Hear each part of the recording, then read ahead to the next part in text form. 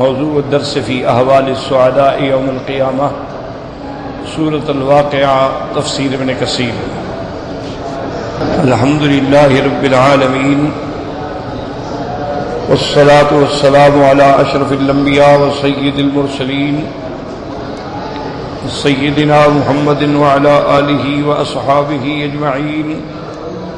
اللهم صل على سيدنا محمد وعلى آل سيدنا محمد كما صليت على إبراهيم وعلى آل إبراهيم في العالمين إنك حميد مجيد.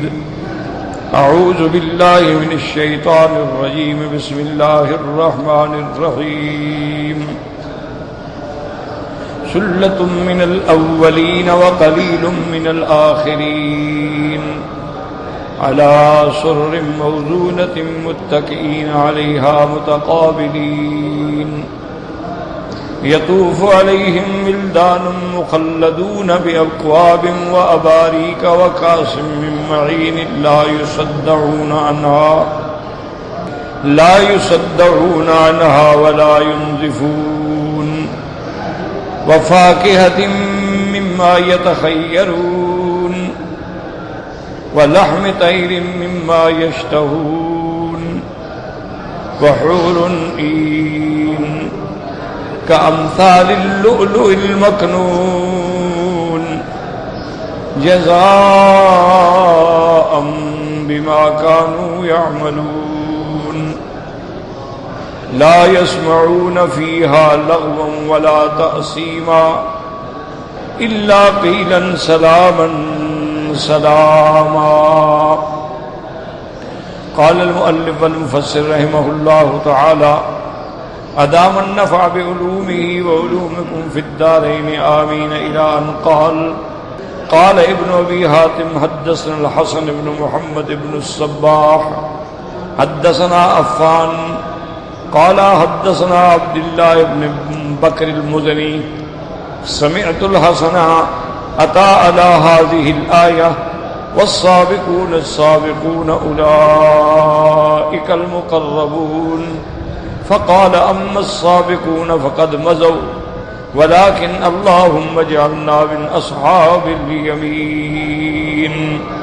حضرت حسن جب یہ قرآن مقدس کی آیت تلاوت فرما رہے تھے اور جب آپ نے یہ آیت پڑھی والسابقون السابقون اولئک المقربون تو آپ نے فرمایا کہ بھائی مقربون جو تھے وہ تو گزر چکے لیکن اللہ تبارک و تعالی ہمیں اصحاب الیمین میں ہی شامل فرما لیں.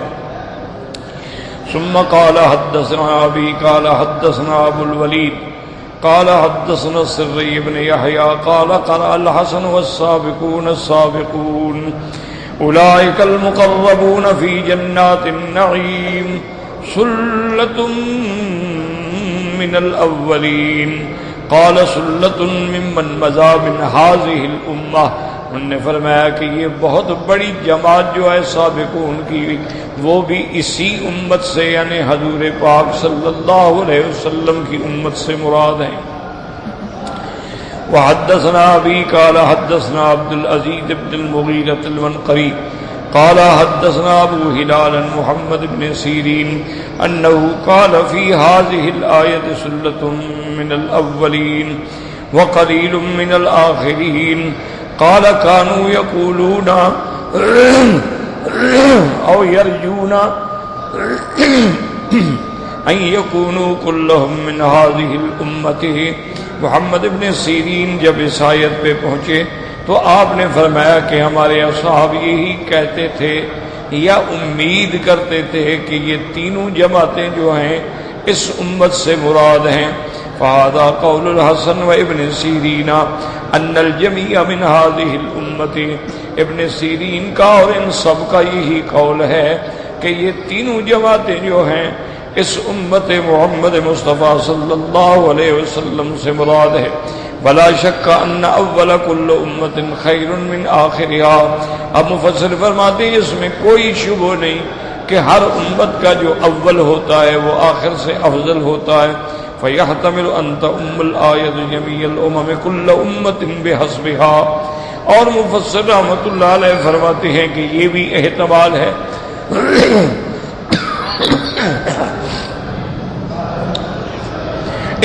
یہ آیت جو ہے تمام امتوں کے لیے عام ہو. ہر امت میں یعنی ایسے 3 جماعتیں گزری.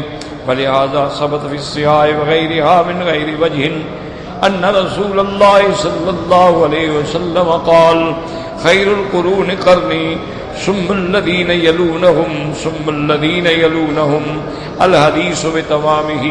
اب مفسر فرماتا ہے سیاہ ستہ کی روایات میں یہ حدیث مبارک ہے کہ میرے آقا نے رحمت دو جہاں صلی اللہ علیہ وسلم نے فرمایا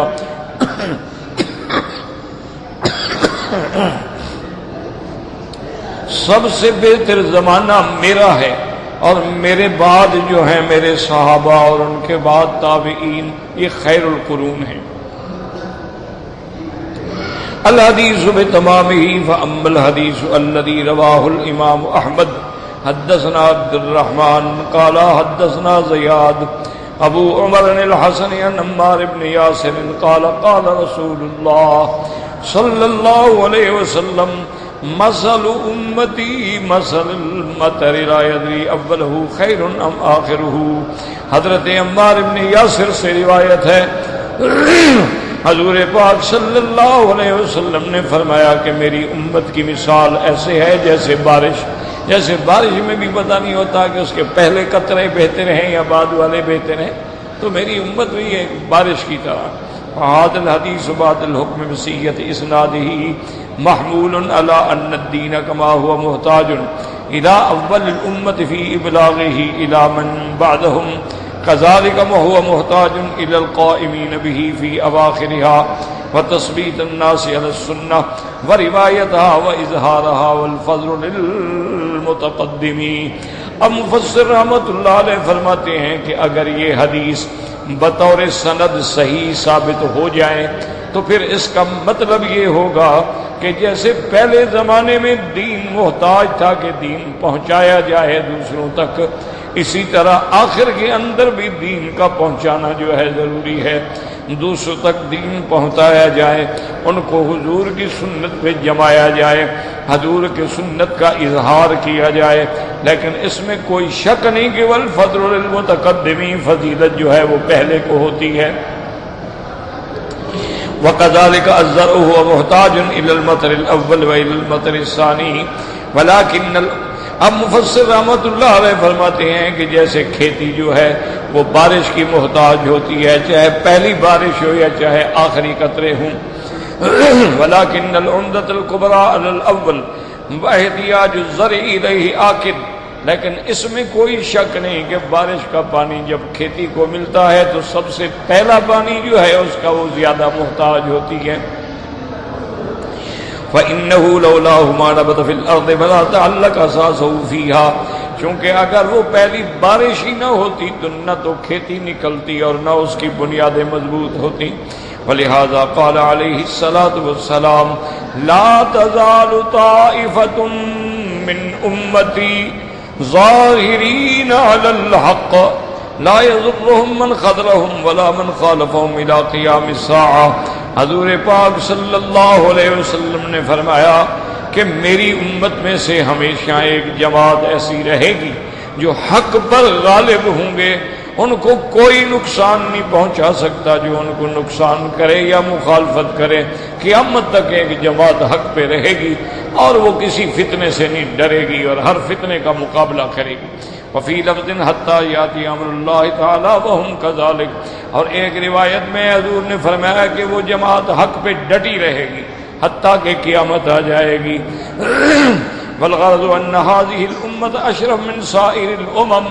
یعنی نتیجہ یہ نکلا کہ حضور کی امت مبارک جو ہے ساری امتوں سے افضل ہے.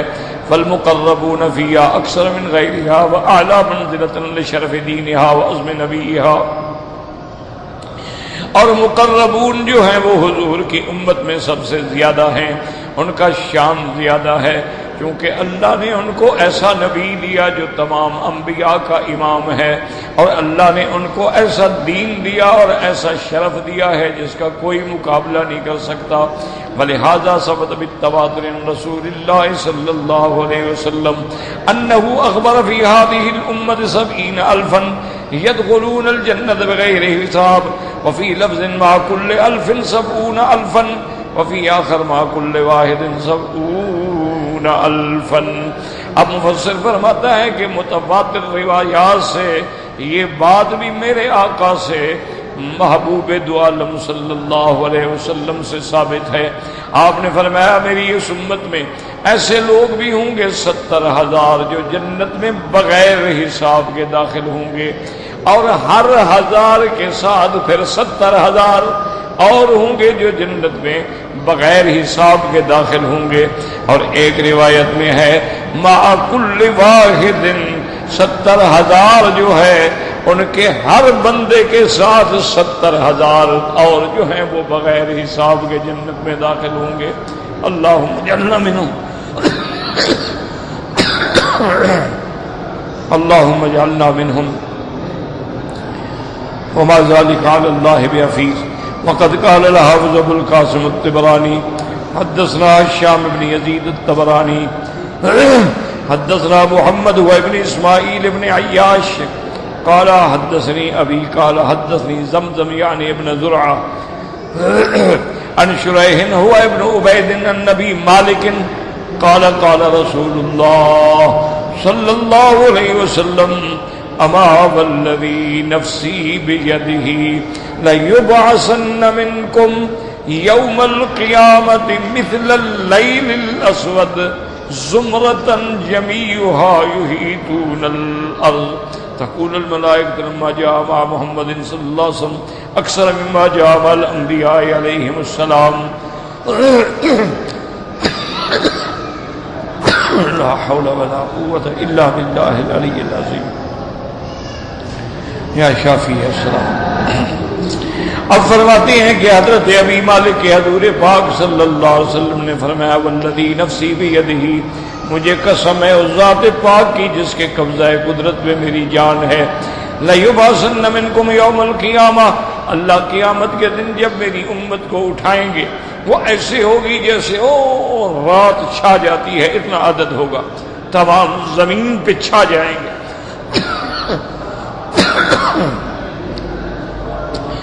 اب فرشتے جب دیکھیں گے تو وہ کہیں گے ماشاءاللہ حضور پاک کے ساتھ سب سے زیادہ امت ہے، اور ہر نبی سے زیادہ امت محمد مصطفیٰ کی ہے صلی اللہ علیہ وعلا آلہ وسلم۔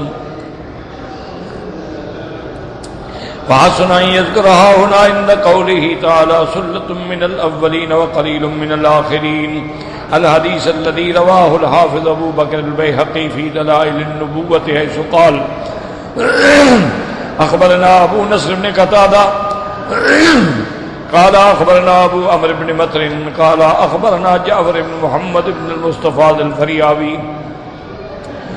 حدثني ابو وهب الولید بن عبد الملک بن عبد الله بن مسرح الحرانی حدثنا سلیمان بن عطاء القرشی الحرانی عن مسلم بن عبد الله الجهنی عن امه ابی مسجد بن ربعی عن ابی زمر الجهنی رضی اللہ تعالی عنہ قال كان رسول اللہ صلی اللہ علیہ وسلم اذا صلى الصبح يقول وهو ثان رجليه سبحان اللہ وبحمدہ استغفر اللہ ان اللہ کان توابا 70 مرۃ ثم يقول 70 ب700 لا خیر من کان ذنوبه فی یوم واحد اکثر من 700 ثم يقول ذلك مرتين ثم يستقبل الناس بوجهه۔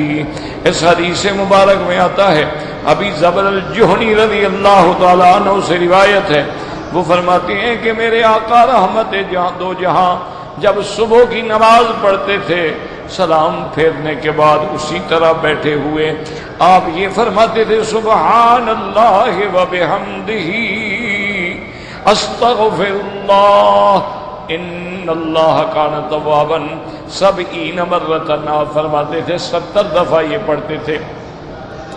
اور اس کے بعد فرماتے تھے 70 ب700، ہم نے جو 70 دفعہ پڑھا ہے تو گویا یہ 700 ہو گیا۔ من جاء بالحسنۃ فلہ عشر امثالھا، کیونکہ ہر نیکی کو 10 گنا بڑھایا جاتا ہے، تو 70 کو جب 10 سے ہم ضرب دیں گے تو 700 ہو جائے گا۔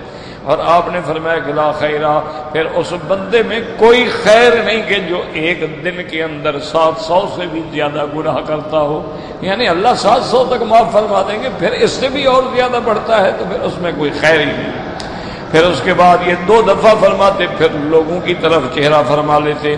وقان رسول اللہ صلی اللہ علیہ وسلم تعجبہ الرؤیا ثم یقول هل ارى احد منکم شیئا، حضور صلی اللہ علیہ وسلم کو خواب بڑے پسند ہوتے تھے، اور آپ نماز فجر کے بعد صحابہ سے پوچھتے کہ آج رات تم میں سے کسی نے کوئی خواب دیکھا ہو تو بیان کرو۔ قال ابو زمل فقلت انا یا رسول اللہ صلی اللہ علیہ وسلم، ابو زمل کہتے ہیں میں نے عرض کیا کہ حضور میں نے خواب دیکھا ہے۔ فقال خیر تلقاہ وشر توقاہ وخیر لنا وشر علی اعدائنا، حضور نے فرمایا تیرا خواب خدا کرے خیر تمہیں پہنچے اور شر ہو تو اللہ تمہیں بچائے، وخیر لنا اللہ خیر ہمیں نصیب کرے، وشر علی اعدائنا اور شر ہمارے دشمنوں پہ ڈال دیں۔ الحمدللہ رب العالمین، اقصص رویا کہا۔ اس کے بعد آپ فرماتے کہ اب تم اپنا خواب بیان کرو۔ تو یہ بھی طریقہ ہے اور سنت ہے کہ جب کوئی خواب بیان کرنا چاہے تو آدمی پہلے یہ پڑھ لے کہ خیر تلقاہ وشر توقاہ وخیر لنا وشر علی اعدائنا الحمدللہ رب العالمین۔ فقلت رأيت جميع الناس على طريق رحب سهل لاهب والناس على الجسادة منطلقين وبينما هم كذلك إذ أشفى ذلك الطريق على مرج لم تر عيني مثله يرف رفيفا يقطر معه فيه من أنواع الكلاء، قال وكانوا بالرحلة الأولى حين أشفوا على المرج كبروا ثم أكبوا رواحلهم في الطريق فلم يذنبوه يمينا ولا شمالا، قال فكأني أنظر إليهم منطلقين ثم جاءت الرحلة الثانية وهم أكثر منهم أضعافا فلما أشفوا على المرج كبروا ثم أكبوا رواحلهم في الطريق فمنهم المرتع ومنهم الأخذ الزغص ومضوا على ذلك، قال ثم قدم عزم الناس فلما أشفوا على المرج كبروا وقالوا هذا خير المنزل كأني أنظر إليهم يميلون يمينا وشمالا، فلما رأيت ذلك لزمت الطريق حتى آتي أقصد المرج فإذا أنا بك يا رسول الله صلى الله عليه وسلم على منبر فيه 7 درجات وأنت في أعلاها درجة، وإذا عن يمينك رجل آدم شئ الأفنى إذا هو تكلم يسمو فيقرع الرجال طولا، فإذا عن يسارك رجل ربعة باذ كثير خيلان الوجه كأنما همم شعره بالماء إذا هو تكلم أصغيتم إكراما له، وإذا أمام ذلك رجل شيخ أشبه الناس بك خلقا ووجها كلكم تامونه تريدونه، وإذا أمام ذلك ناقة نجفا شارف۔ اب مفسر رحمۃ اللہ علیہ فرماتے ہیں کہ صحابی نے کہا کہ یا رسول اللہ میں نے خواب دیکھا کہ بہت سارے لوگ ہیں اور ایک راستہ ہے بڑا واضح ہے آسان ہے اور بالکل والناس علی الجادۃ، اور لوگ جو ہیں بالکل سیدھے راستے پہ چلنے والے ہیں۔ میں نے دیکھا کہ لوگ آئے اشفا ذالک الطریق علی مرج، اور یہ راستہ ایک ایسے باغیچے پہ آیا، سبزے پہ آیا کہ آگے سبزہ ہی سبزہ ہے، اور ایسا سبزہ میری آنکھوں نے پہلے نہیں دیکھا تھا، اور وہ ایسا سبزہ جو لہلہا رہا تھا اور اس کے پانی کے قطرے گر رہے تھے، اور اس سبزے کے اندر من انواع الکلا ہر قسم کا سبزہ تھا، ہر قسم کی نبات تھی، ہر قسم کی کھیتیاں تھیں۔ قالوا وكانوا بالرحلة الأولى حين أشفوا على المرج، وہ جو پہلی جماعت آئی کبروا ثم كبوا رواحلهم في الطريق، اس کے بعد انہوں نے اللہ اکبر کہا اور اپنی سواریوں کو راستے کے قریب میں اتارا، فلم يضربوه شميا ولا شمالا، لیکن دائیں بائیں کسی کو نقصان نہیں پہنچایا۔ قال فأني أنظر إليهم منطلقين ثم جاءت الرحلة الثانية، پھر دوسری جماعت آ گئی، وهم أكثر منهم أضعافا، وہ ان سے بھی زیادہ تھے۔ جب وہ سبزے پہ پہنچے انہوں نے بھی اللہ کا نام بلند کیا، پھر اس کے بعد سواریوں کو راستے میں اتارا۔ فمنهم المرتع، بعض ایسے تھے جو بالکل یعنی سیر ہو کر لے رہے تھے، اور بعض ایسے تھے زغص قلیل تھوڑا سا لے رہے تھے. فمضوا على ذلك ثم قدم عزم الناس. اس کے بعد میں نے دیکھا کہ بہت بڑی اور جماعت آ گئی. فلما اشفوا على المرج كبروا وقالوا هذا خير المنزل. جب وہ اس مقام پہ پہنچے انہوں نے اللہ اکبر کہا اور کہا یہ سب سے بہتر جگہ ہے. فإذا أنا بك يا رسول اللہ صلی اللہ علیہ وسلم. اب فرماتی ہے کہ میں چلتا چلتا جب وہ سبزے کی انتہا پہ آیا تو میں کیا دیکھتا ہوں کہ میرے آقا آپ موجود ہیں اور آپ ایک ایسے ممبر پہ ہیں جس کے 7 درجات ہیں اور آپ سب سے اعلیٰ درجے میں ہیں اور آپ کے دانے جانب ایک گندم گون آدمی ہے اور وہ گندم گون آدمی شمشعل افعقنا یعنی اس قسم کا آدمی ہے اذا ہوا تکلم یسمو جب بات کریں تو عجیب سی لگتی ہے. فیکرہ الرجال طولا اور لمبے لمبے لوگ ہیں. فاذا عن یسارک رجل رباط اور آپ کے بائیں جانب ایک آدمی ہے جو لمبا نہیں ہے بھرا ہوا ہے. کثیر خیلان الوجہ لیکن اس کے چہرے پر تل جو ہیں وہ زیادہ ہیں. خیلان کہتے ہیں جو چہرے پہ سیاہ تل ہوتی ہیں. کأنما ہم مشارہ بالماء معلوم ایسے ہوتا ہے جیسے پانی کے اندر اس نے ابھی ابھی بالوں کو تر کیا ہے. اذا هو تکلم اسریتم اکراما له لیکن جب وہ بات کرتا ہے تو پوری توجہ کرتے ہیں آپ. واذا امام ذلك رجل شیخ اور آپ کے سامنے ایک آدمی ہے جو بوڑھا ہے اور اس کی شکل جو ہے وہ آپ کی شکل مبارک سے ملتی ہے. وجن کلکم تعمونه تريدونه واذا امام ذلك ناقۃ نجفا اور اس کے بعد ایک اونٹنی ہے اور اونٹنی بالکل تیار. فاذا انت یا رسول اللہ کانک تباس گویا کہ آپ اس اونٹنی کو چلا رہے ہیں. قال فامتقع اللون رسول اللہ صلی اللہ علیہ وسلم حضور پاک کا یہ خواب سننے کے بعد آپ کے رنگ پہ اداسی چھائی لیکن پھر کھل گئی. وقال رسول اللہ صلی اللہ علیہ وسلم اما ما رأيت من الطريق السهل الرجب الله فذاك ما حملتكم عليه من الهدى وانتم عليه. آپ نے فرمایا وہ جو تم نے راستہ دیکھا تھا طریق دیکھی تھی آسان بھی اور وسیع بھی اور بالکل صاف بھی اس راستے سے مراد وہ راستہ اسلام اور ہدایت کا ہے جس پہ میں نے تم لوگوں کو ڈالا ہے. وَأَمَّا الْمَرْجَ الَّذِي رَأَيْتَ فِي الدُّنْيَا وَغَدَارَةُ عَيْشِهَا اور جو تو نے سبزہ دیکھا اس سے مراد دنیا ہے دنیا اور دنیا کی لذتیں ہیں. مَزَيْتُ أَنَا وَأَصْحَابِي لَمْ نَتَعَلَّقْ مِنْهَا بِشَيْءٍ وَلَمْ تَتَعَلَّقْ بِنَا وَلَمْ نَرِدْهَا وَلَمْ تَرِدْنَا. تو میں اور میرے صحابہ جو ہیں وہ تو ایسے اس سے گزر گئے کہ کسی چیز سے بھی تعلق نہیں رکھا اور نہ دنیا نے ہم سے تعلق رکھا نہ ہم اس کے لیے بھاگے نہ وہ ہمارے اوپر آئی. ثم جاءت الرابطة الثانية من بعدنا وهم أكثر منا أضعافا فمنهم المرتد والآخذ الزغط فنجوا على ذلك. ہمارے جانے کے بعد جو دوسری جماعت آئی اس نے بھی دنیا سے کسی نے کچھ تھوڑا لیا کسی نے زیادہ لیکن وہ بھی نجات پا گئے. ثم جاء حزب الناس فمالوا في المرج يمينا وشمالا. اس کے بعد جو بہت لوگ آئے جو دائیں بائیں اس کھیتوں میں پڑ گئے تو مانا وہ دنیا میں کھو گئے. فإنا لله وإنا إليه راجعون. وأما أنت وزيت على طريقة صالحة تم سیدھے راستے پہ آگے چلے گئے. فلن تزال عليها اسی راستے پہ رہو گے حتیٰ کہ مجھے آ کے ملو گے. وأما المنبر الذي رأيت فيه 7 درجات وأنا في أعلاها درجة فالدنيا 7000 سنة اور جو تم نے دیکھا کہ ممبر ہے اس کی 7 سیڑھیاں ہیں اور میں آخری سیڑھی پہ ہوں یہ اشارہ ہے کہ دنیا کی مدت جو ہے 7000 سال ہے. انا فی آخرها اور ہم سب کے آخر میں ہیں. واما الرجل الذي رأيت على يمين الادم الشعل فذلك موسى علیہ السلام اور جو تم نے میرے دائیں ہاتھ میں بندہ دیکھا تھا وہ حضرت موسیٰ علیہ السلام ہیں. اذا تکلم یعلو الرجال بفضل کلام اللہ ایاہ جب وہ بات کرتے تھے تو لوگ متوجہ ہوتے چونکہ اللہ کی اس کلام کی برکت تھی. والذی رأیت عن یساری الربعۃ الکثیر خیلان وجہی کأنما ہم مشارہ بالماء اور جو تم نے میرے بائیں ہاتھ پہ بندہ دیکھا کہ اتنا اونچا نہیں ہے بھرا ہوا ہے اس کے چہرے پہ تل ہیں اور گویا ابھی ابھی پانی ڈال کے آ رہے ہیں، وہ حضرت عیسیٰ علیہ السلام ہیں۔ فذلک عیسیٰ ابن مریم نکرم لإکرام اللہ ایاہ، ہم اس کا اکرام کر رہے تھے کہ اللہ نے ان کو بہت بڑا مقام دیا ہے۔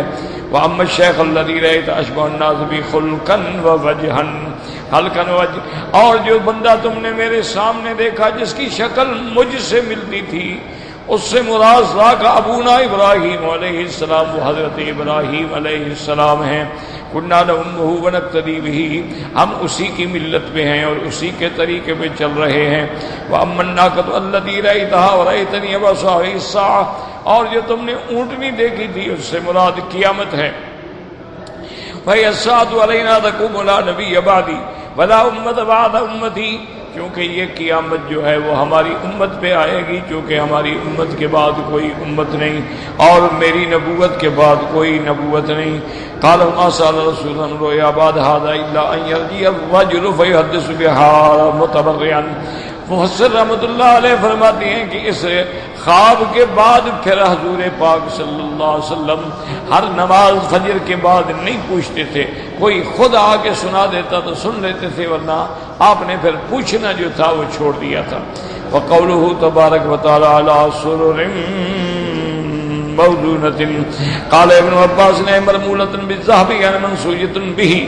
اب مفسر رحمۃ اللہ علیہ فرماتے ہیں کہ حضرت ابن عباس فرماتے ہیں کہ قیامت میں جنت میں مومنوں کے جو پلنگ ہوں گے وہ سونے کے ساتھ بنے ہوئے ہوں گے۔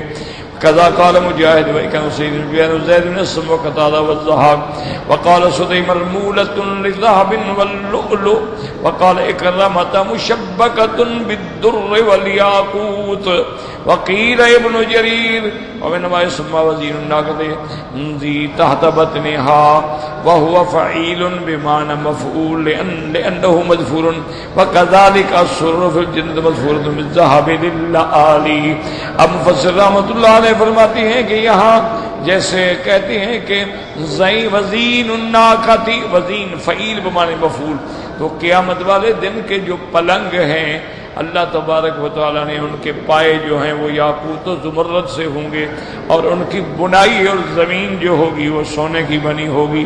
وقولہ تبارک و تعالی متکئین علیہا متقابلین، اے وجوہ بعضهم الی بعض لیس احد وراء احد، مومن ایک دوسرے کے سامنے ہوں گے کیونکہ کسی کے دل میں نہ بغض ہوگا، نہ حقد ہوگا، نہ حسد ہوگا۔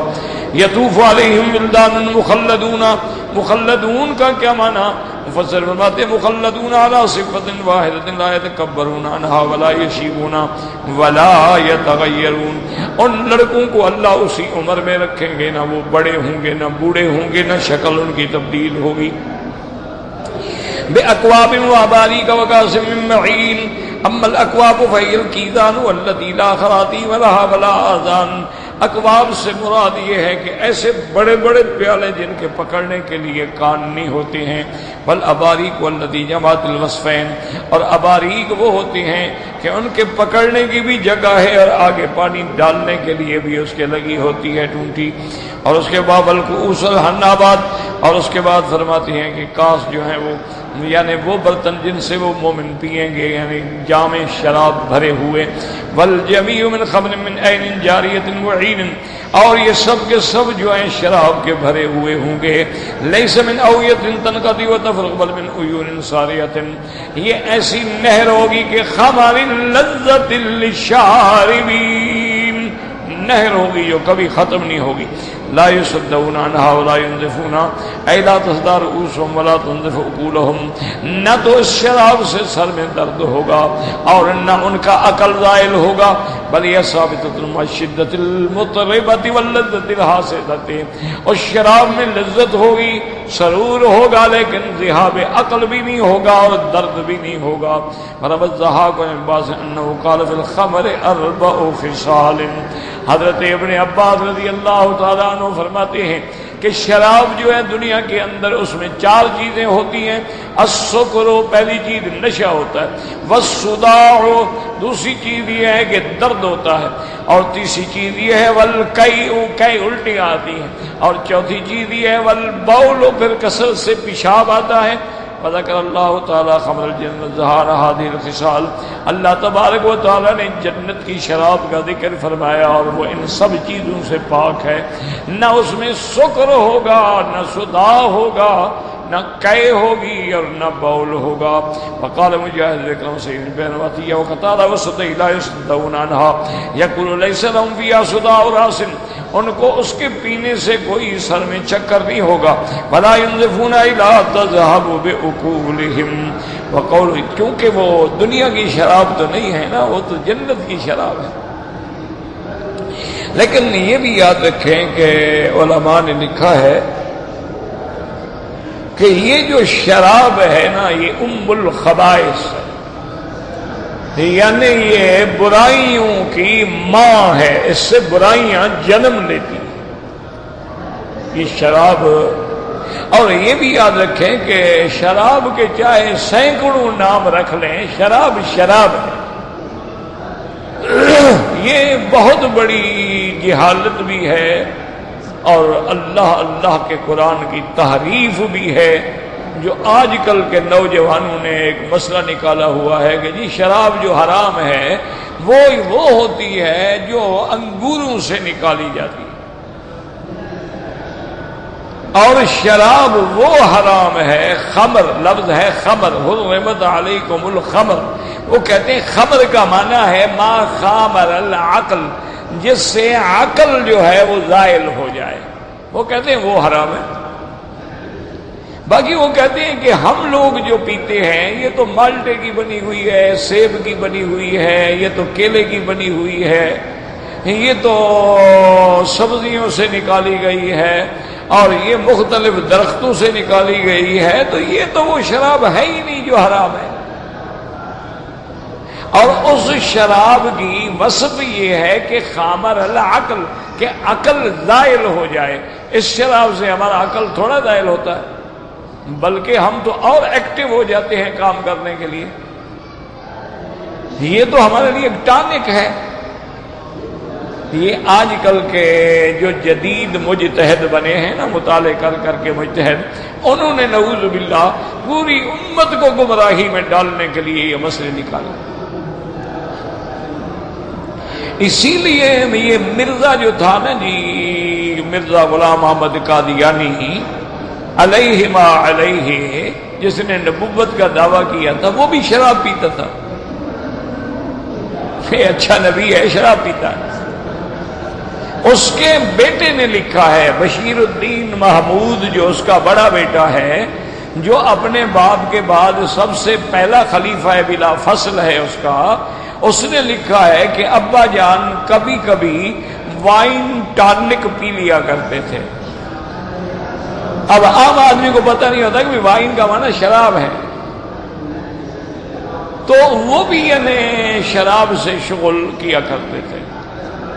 تو اب جب لوگوں کو ایک راستہ دے دیں، وہ کہتے ہیں جی خمر حرام ہے نا، ہم تو وسکی پیتے ہیں، ہم جو ہے وہ تو ہم خمر پیتے ہی نہیں ہیں، ہم تو مختلف چیزیں ہیں، وسکی ہے، جانی ویکر ہے، شیمپین ہے، رائل سلیوٹ ہے، اور کئی چیزیں ہیں وہ ہم پیتے ہیں، یہ کہاں سے حرام ہے؟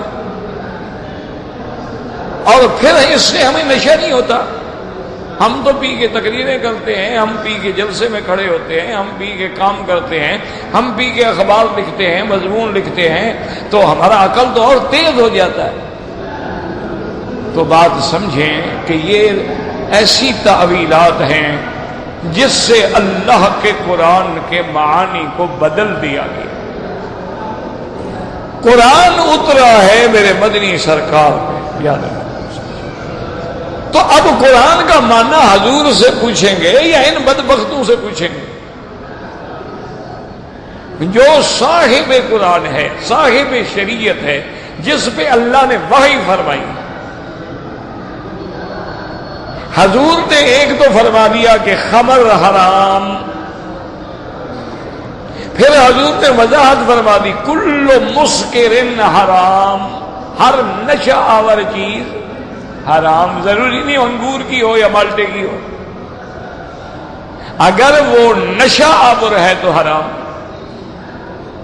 اچھا پھر یہ ہے کہ آدمی تھوڑا پیتا ہے اس کو اس سے نشہ نہیں ہوتا، وہ بھی آپ نے بیان فرمایا قلیلہ و کثیرہ حرام، اس کا ایک قطرہ بھی حرام، ایک گلاس بھی حرام، ایک سراہی بھی حرام، ایک بوتل بھی حرام۔ باقی یہ کہنا کہ بھائی ہمیں نشہ نہیں ہوتا تو یہ بےہودی والی بات۔ اب دیکھیں نا، ایک آدمی نے کبھی زندگی میں افیون نہ کھایا ہو، اس کو آپ 2 رتی کھلا دیں پاگل ہو جائے گا۔ کھانے والے جو ہیں وہ ماشے کھا جاتے ہیں، بعض جو ہے وہ تولے کھا جاتے ہیں، قوت مدافعت بنتی جاتی ہے، کھاتے جاتے ہیں، بڑھاتے جاتے ہیں۔ تو یہی عالم شراب والوں کا ہے کہ پہلے ان نئے آدمی کو پلاؤ تو اس کو ایک پیگ جو ہے الٹا کر دے گا، لیکن وہ پینے سے قوت مدافعت بڑھ جاتی ہے تو حلال تو نہیں ہو جاتا نا، اس کا تو ایک قطرہ بھی حرام ہے اور ایک گلاس بھی حرام ہے اور ایک مٹکا بھی حرام۔ اور یہ بھی وضاحت ہو گئی کہ کل مسکرن، ہر نشہ آور چیز، حتیٰ کہ مثلا اب دیکھیں نا جی، کھجور تو پاک ہے، کھجور ہے، کشمش ہے، منقع ہے، یہ پاک چیز ہے۔ اچھا اس کو پانی میں بھگو دو، جیسے عرب میں عام رواج تھا نبیذ پینے کا۔ نبیذ کس کو کہتے ہیں؟ بھی کھجوریں پانی میں ڈال دی، وہ پانی میں پڑی رہی، رات کو ان کو بھگو دیا، صبح کو چھان کے پی لیا، یہ نبیذ ہے۔ لیکن حضور نے فرمایا کہ اذا اشتد، اگر یہی نبیذ جو ہے وہ 2-3 دن پڑا رہے یا پکا لو، اس میں سکر پیدا ہو جائے تو حرام ہے۔ آپ انگور کھا رہے ہیں، 1 کلو کھا جائیں، 2 کلو کھا جائیں، 10 کلو کھا جائیں، وہ بات نہیں، لیکن اگر اس کا آپ نے عصیر بنا کے پی لیا کوئی حرج نہیں، لیکن اس کو اگر آپ نے پکا کے سکر میں بدل دیا اب حرام ہو گیا، کیونکہ اصل حرام جو ہے وہ سکر ہے۔ اور پھر یہ اتنا بڑا حرام ہے، یوں سمجھ لیں کہ کتا بیچنا تو جائز ہے، شراب بیچنا جائز نہیں ہے۔ کتا نجس العین ہے کہ نہیں، لیکن شکاری کتا خریدنا جائز ہے کہ نہیں؟ اپنے گھر کی یا مال کی حفاظت کے لیے رکھوالا کتا خریدنا جائز ہے کہ نہیں؟ تو کتا خریدنا بیچنا تو ضرورت کا جائز ہے، شراب کا تو نہ لینا جائز ہے نہ بیچنا جائز ہے۔ ایک صحابی لے کے آئے اور شراب حرام ہو گئی، انہوں نے عرض کیا کہ یا رسول اللہ صلی اللہ علیہ وسلم، میرے پاس یتیموں کا مال تھا، میں شراب لے آیا کہ بیچوں گا، ان کو نفع ہوگا، یہاں مدینے میں پہنچا تو شراب حرام ہو گئی، اب ان یتیموں کا تو سارا مال ہی ڈوب گیا نا، سرمایہ ہی ختم ہو گیا، تو آپ مجھے اجازت دے دیں کہ میں کسی دوسرے ملک میں جا کر کافروں کو بیچ دوں، مسلمانوں کو نہ بیچوں۔ تو حضور نے فرما دیا ثمن الحرام حرام، کہ میرے صحابی حرام چیز کو بیچ کے جو پیسہ آئے گا وہ بھی حرام ہے، چاہے کافر کو بیچو یا مسلمان کو بیچو۔ تو اس لیے اب کوئی کہے جی بھنگ پیتے ہیں نشہ نہیں، بالکل آپ اس کو 4 گلاس پلائیں دیکھیں نشہ ہوتا ہے نہیں ہوتا، چرس پیتے ہیں دیکھو نشہ ہوتا ہے کہ نہیں ہوتا، ہیروئن پیتے ہیں دیکھیں پاگل ہو کے پڑے ہوتے ہیں، ایسے بےہودگی کی حالت میں پڑے ہوتے ہیں، اللہ معاف کرے جیسے کوئی جانوروں کی لاشیں پڑی ہوں۔ ایک پنجابی کے شاعر تھے، پتہ نہیں اب ہیں کہ نہیں ہیں، انہوں نے ایک دفعہ بڑی مجلس میں، اچھا مجلس بھی ساری ایسی تھی جن میں اکثر شراب پینے والے تھے، تو اس نے پنجابی میں ایک شعر سنایا کہ جنہاں پیتیاں شراباں وہ ستے پے نے جیویں روڑی اتے کتے پے نے۔ اور پھر سارے جناب اس کے خلاف ہو گئے، تم نے ہمیں کتا بنا دیا۔ اس نے کہا مجھے پتا ہے کہ تم پیتے ہو، میں نے تو ایک بات کی ہے کہ بھئی ایسے پڑے ہیں جیسے کتے پڑے ہوتے ہیں۔ تو بہرحال یاد رکھو یہ اللہ کے قرآن میں تحریف ہے، جو حرام ہے وہ حرام ہے، اس کو کوئی دنیا کی طاقت حلال نہیں کر سکتی۔ اللہ پاک اپنے نبی پاک کے لیے عتاب آگے کہ یا ایھا النبی لم تحرم ما احل اللہ، کہ میں نے جو حلال کیا آپ اس کو حرام کرتے ہیں؟ تو تحریم اور تحلیل کا حق صرف اللہ تعالیٰ کو ہے. اس لیے آپ ایسے نئے نئے جو مجتہدین ہیں نا، ان کے فتنے سے اللہ محفوظ رکھے. یہ روز ایک نیا مسئلہ گھڑ دیتے ہیں اور پوری امت کو گناہ میں ڈبو دیتے ہیں. وقوله تبارک وتعالی فاکہۃ مما یتخیرون ولحم طیر مما یشتہون اے یطوفون علیہم بما یتخیرون من الثمار، پھل مختلف جو پسندیدہ. وہذه آیت دلیل علی جواز اکل الفاکہۃ صفت التخیر رہا، یعنی اس سے دلیل ہے کہ پسندیدگی کے بنا پر بھی فاکہہ کھایا جاتا ہے. ويدل على ذلك حدیث اکراش بن ذؤیب الذي رواه الحافظ ابو یعلا الموصلی رحمہ اللہ تعالی فی مسندہ. حدثنا لباس ولید الترسی قال حدثنا علاء بن الفضل بن عبد الملك بن ابي سما حدثنا عبید اللہ بن اکراش النبی اکراش بن ذؤیب قال بعثني مرة في الصدقات اموالهم الى رسول اللہ صلی اللہ علیہ وسلم.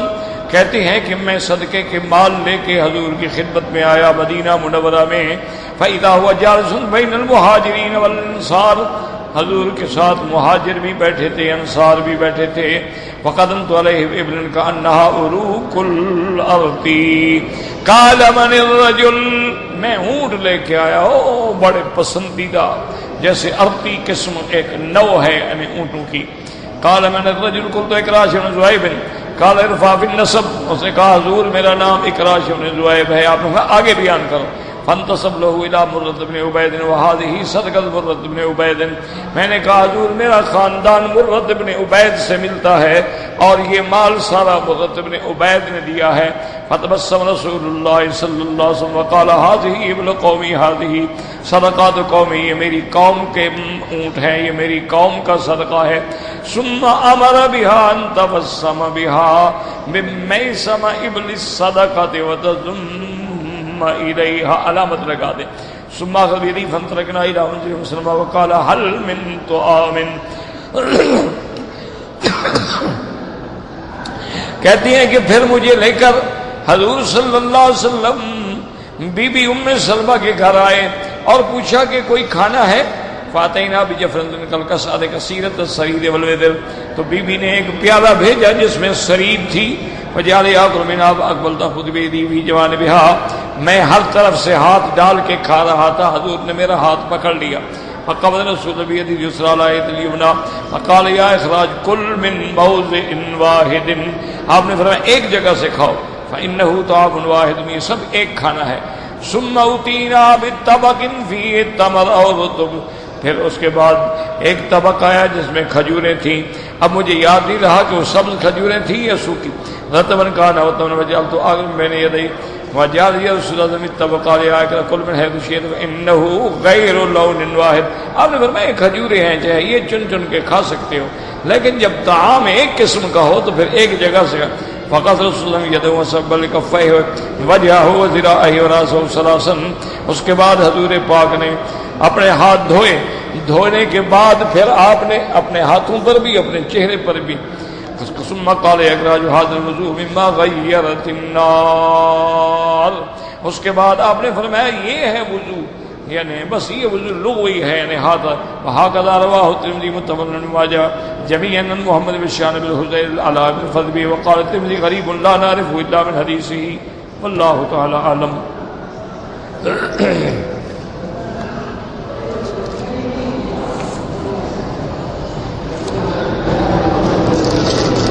کہتے جی کہ اگر اللہ نہ کرے کوئی مصیبت یا پریشانی آ جائے تو آدمی کون سی ذکر کرے. دیکھیں آیت کریمہ ہے لا الہ الا انت سبحانک انی کنت من الظالمین، جتنا پڑھ سکتے ہو پڑھو. اسی طرح حسبی اللہ لا الہ الا ہو علیہ توکلت وہو رب العرش العظیم، جتنا پڑھ سکتے ہو پڑھو، اللہ کی رحمت سے مصیبتیں ٹل جائیں گی.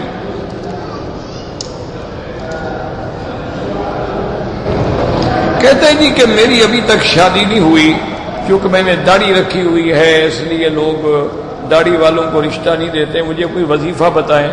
مجھے وظیفہ آتا تو میں خود نہ شادی کر دیتا. بس دعا کریں کہ اللہ تمہاری شادی آسان کرے، تم میرے لیے کرنا، میں تمہارے لیے کروں گا. بابا شادی کے لیے وظیفے کی ضرورت نہیں ہے، پیسے کی ضرورت ہے. مال بناؤ، کل رشتے مل جائیں گے. مولوی مکی سے وظیفے پوچھنے کی کوئی ضرورت نہیں. پیسے کماؤ، محنت کرو، مال بناؤ، دیکھو رشتے ملتے ہیں کہ نہیں. جو نہیں دیتے نا رشتے دار، وہ بھی خود آئیں گے. بھوکھا ننگا آدمی ہے، اس کو کون رشتہ دے گا؟ وہ کہیں گے یہ اس کو لڑکی بھی دیں اور پھر اس کو گھر لیں، اس کو بھی پالیں. یعنی پھر دونوں کا بوجھ ہم اٹھائیں. کیوں؟ پاگل ہو گئے ہو. آپ محنت کرو، مزدوری کرو، وظیفوں سے کام نہیں چلتا.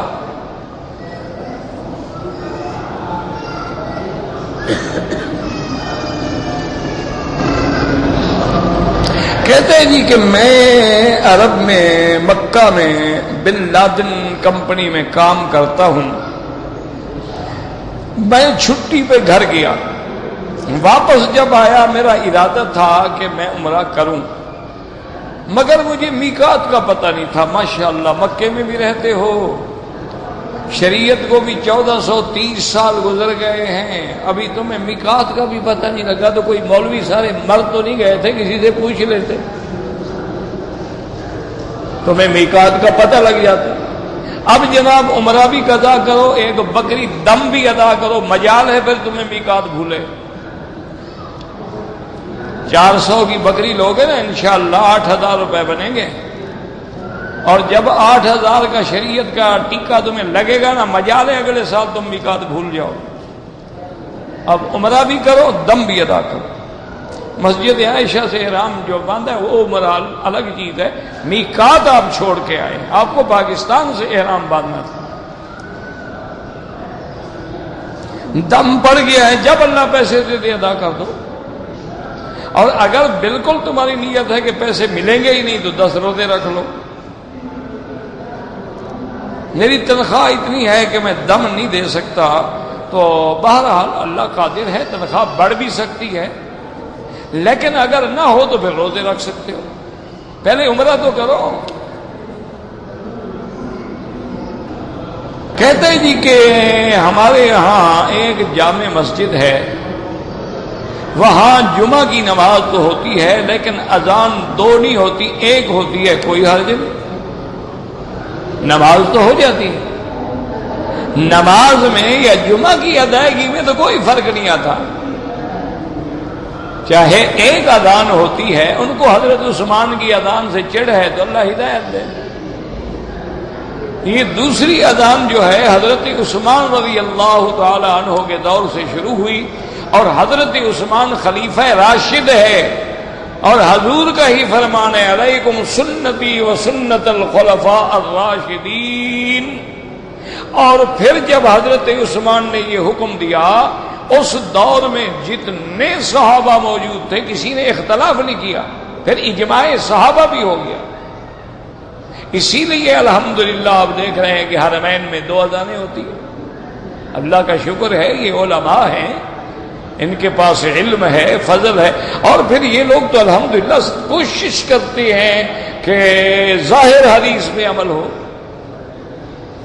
تو بہرحال باقی ہے نماز ہو جاتی ہے، اذان 1 ہو یا اذان 2 ہو، نماز ہو جائے، جمعہ ہو جائے. لیکن بہرحال ایک سنت تو چھوٹ گئی. اللہ انہیں بھی ہدایت دے اور اللہ ہم سب کو ہدایت دے، اور حضور کے صحابہ کی محبت نصیب فرمائے، اہل بیت کی محبت نصیب فرمائے، اولیاء علماء فقہا کی محبت نصیب فرمائے. اللہ بیماروں کو شفا عطا فرما. یا اللہ اس عاجز کو شفا عطا فرما. یا اللہ شفا عطا فرما. اللہم مذہب الباس رب الناس انت شافی لا شفاء الا شفاؤک شفاؤک لا یغادر سقما. اللہم احفظنا واحفظ اہلنا اولادنا اولاد اولادنا بناتنا اخواننا اصحابنا وجميع المسلمين عن الشرور والفتن والزلازل والمحن ما ظهر منها وما بطن.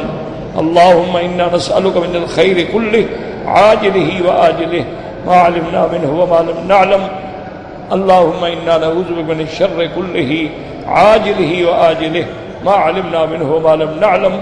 صلی اللہ تعالی علی خیر خلقہ سیدنا محمد وعلی آلہ وصحبہ اجمعین.